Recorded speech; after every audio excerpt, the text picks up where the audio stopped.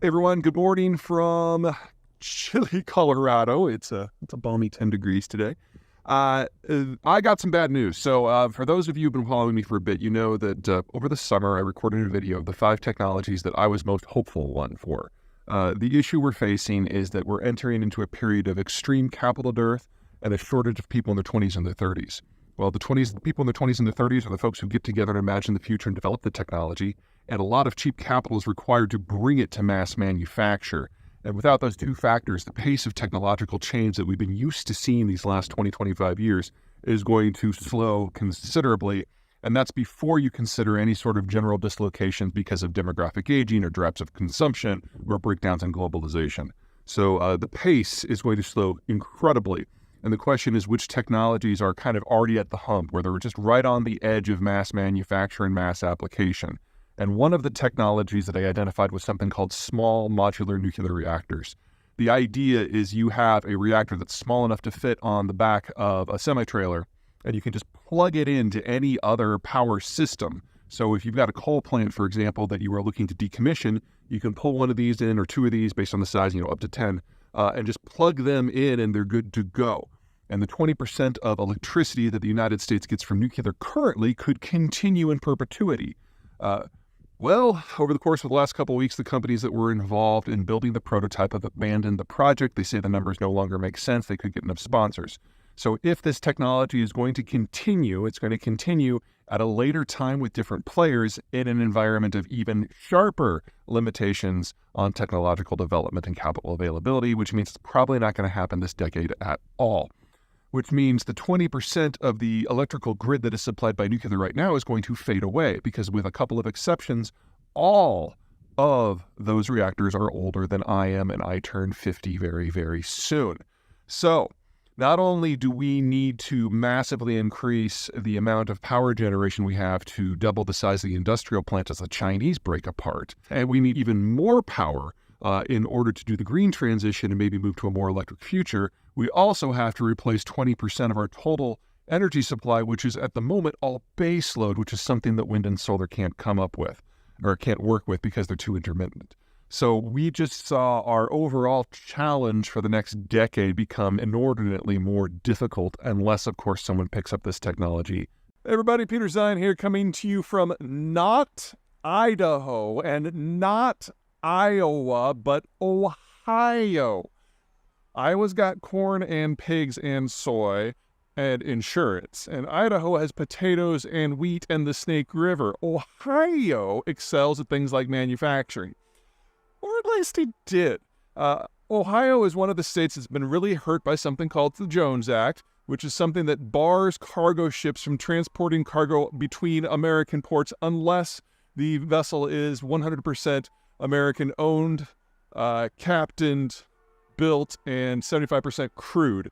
It's something we did in 1920 as part of the Interstate Commerce Act that absolutely destroyed the ability to move things on the water.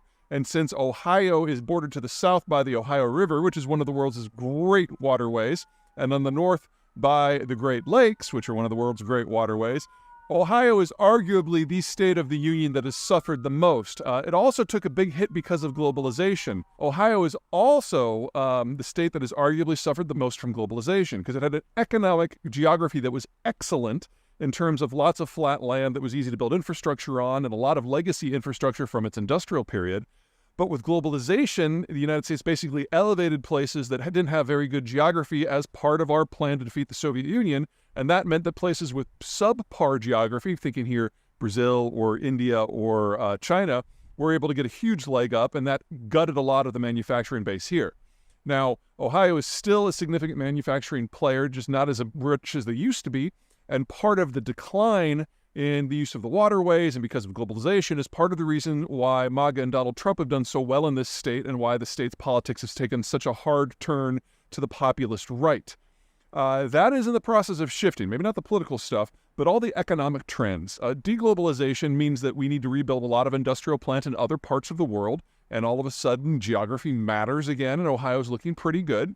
Ohio has one of the healthier demographies in the advanced world, suggesting that it has a pretty robust potential workforce. And the state and the local governments here in the Columbus area have been very aggressive at going out and courting the investment, with the single biggest achievement they have being the Intel facility that is just down the road here.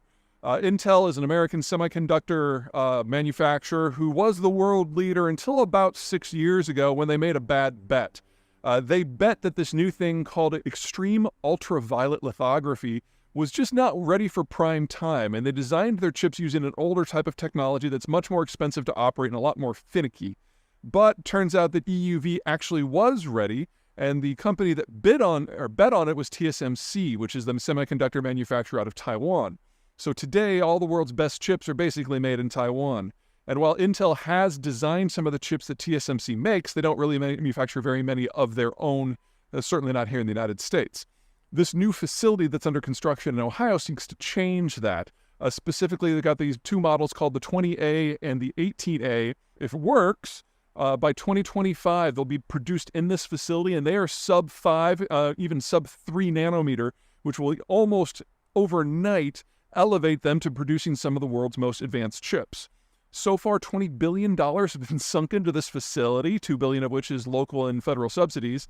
And if Intel has its way over the course of the next decade, that number $20 billion will increase to $100 billion, and that's just for fabrication. That doesn't include any follow-on businesses that are likely to pop out from network effects, whether that is assembly or testing or light manufacturing to take these chips and put them in things that we use every day.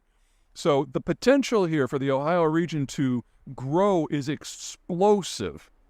And that even assumes that we don't want to do anything with the Jones Act. And if we do, then all the old manufacturing is likely to come back as well, because you just can't beat the local geography here for internal transport. So, will that have political connotations? Probably. And that'll get really colorful, but we're going to cover that in a different video. I'm just outside Columbus today, and we're going to talk politics a little bit. We'll use a link in this mail to give you an idea of where I generally think U.S. politics are going. But the general issue here today is we're at an inflection point. Ohioans are proud that they've been voting for the winning side in almost every presidential election for over a century, with only events in 2020 breaking their pattern.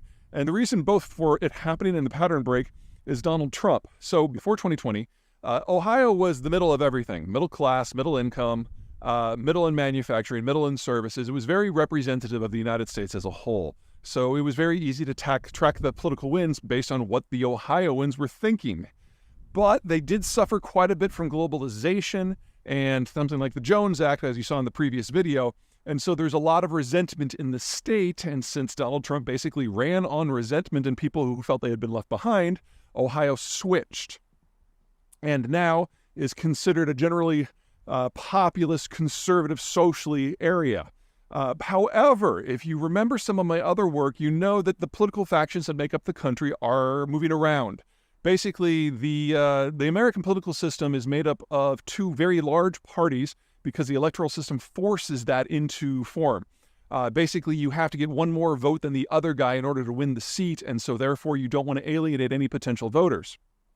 And in that sort of environment, you get two huge parties that are made up of independent factions that shift around based on changes in economics, sociology, politics, demographics. And in the last 30 years, we've had a lot of things go down. We've had the rise of the baby boomers and now the retirement. We've had hyperglobalization and now its end. We've had the rise of social media and the implosion of information transfer. And through all of that, the two parties held together until very recently. And in the Trump era, that relationship is breaking down. Now, Trump did a lot of things for a lot of reasons to a lot of people, but the ones that matter for this discussion is he elevated a faction known as the populists to power, and they are now the single largest voting bloc in the United States. They're very powerful here in Ohio. But in doing so, he drove away a number of more traditional factions, he would call them rhinos, that include the entirety of the business community. But he was able to court other groups that are more socially conservative, like the Catholics and the Hispanics, over to his side. And as part of that process, there's now a tug of war between the Democrats and the Republicans over the future of organized labor. Wherein organized labor is only going to become more and more powerful over the next decade because we need to build out the industrial plant, and most of those jobs are blue collar. And we're in an environment of labor shortage. So we're going to see more and more strikes. What this means is the business community and the labor community, which have traditionally been the two most powerful voting blocs in Ohio, are suddenly swing voters. So everyone got used to Ohio being the man in the middle and ultimately representing what we were all thinking.